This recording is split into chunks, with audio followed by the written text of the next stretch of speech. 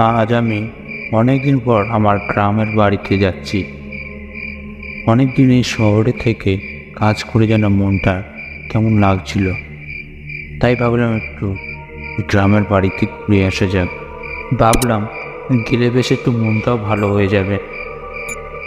এখানে আবার auto rickshaw বা মোটর ভ্যান এসব কিছুই পাওয়া যায় না।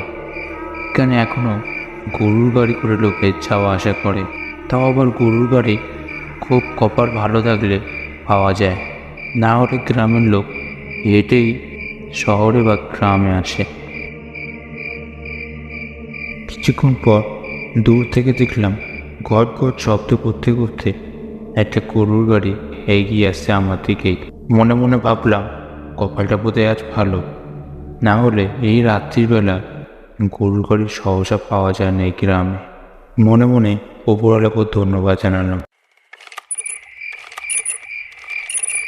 বেশি দেরি না করে উঠে বসলাম। গরু চালককে বললাম, দাদা বলছি বক্সের ওপর নামিয়ে দেবেন আমাকে, তাহলেই হবে। ভাড়াটা কত দাদা?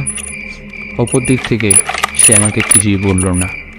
আমিও কথাটা গুরুত্ব না দিয়ে চুপ করে বসে রইলাম।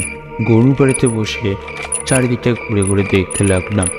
কালো অন্ধকার যেন গরু গাড়িটাকে চারিদিকটা ঘিরে ধরেছে। চারিদিকে কালো অন্ধকার। গরু চালক যে কী করে গাড়ি চালাচ্ছে সেটা সেই জানে।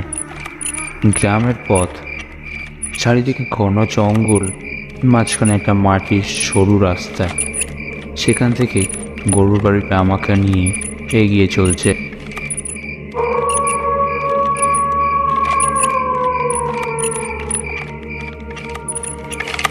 গরু চালককে বললাম, দাদা তাও কতক্ষণ লাগবে যেতে? গরু চালক কখনো কিছু বলল না, চুপ করে বসে রয়েছে। আমি ভাবলাম এনার সাথে কথা বলে লাভ নেই, তার থেকে বরং আমি একটু চোখ বন্ধ করে ঘুমাই। পথ বোধহয় অনেকক্ষণের, তাই সময়টা কেটে যাবে। গরুর বাড়িতে এক পাশে হেলান দিয়ে চোখ বন্ধ করে থেকে জঙ্গলের চারিদিকে ছোট ছোট ঝিঝি পোকার আওয়াজ কানে আসছে। এই শুনতে শুনতেই কখন যেন ঘুমিয়ে পড়লাম।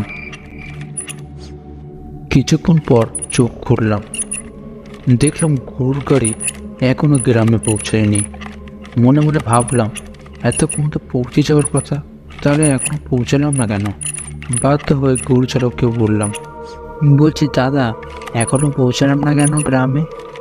এতক্ষণ তো পৌঁছে যাওয়ার কথা, অনেকক্ষণ হয়েছে। গরু চালক এখনো চুপ করে রয়েছে। বাধ্য হয়ে একটু ঝরে বললাম, বলছি দাদা আপনাকেই বলছি, এখনো পৌঁছালাম না কেন গ্রামে? না, এখনো সে কোনো উত্তর দিল না আমাকে। মনে মনে আমার একটু ভয় ভয় হতে লাগলো। ভাবলাম এইভাবে বসে থেকে লাভ নেই, এখানে পালাতে হবে আমাকে এখান থেকে। আমি গরুর গাড়ি থেকে দিলাম এক লাফ, ছিটকে গিয়ে মাটিতে পড়লাম। এমন সময় গরুর গাড়িটাও থেমে গেল। গরুর গাড়িটা থামতেই গরুর গাড়ি থেকে দুটো লিকলিকে সাদা পা মাটিতে নেমে দাঁড়ালো।